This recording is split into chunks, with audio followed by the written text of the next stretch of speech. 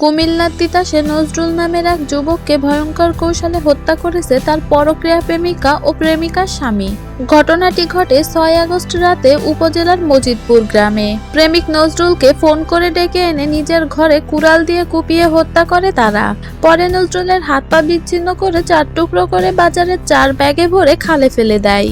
হত্যার পর ঘর পরিষ্কার করে শনিবার রাতে খিচুড়ি রান্না করে মিলাদ পড়ায় খুনি দম্পতি মোহাম্মদ হোসেন ও তার স্ত্রী স্মৃতি।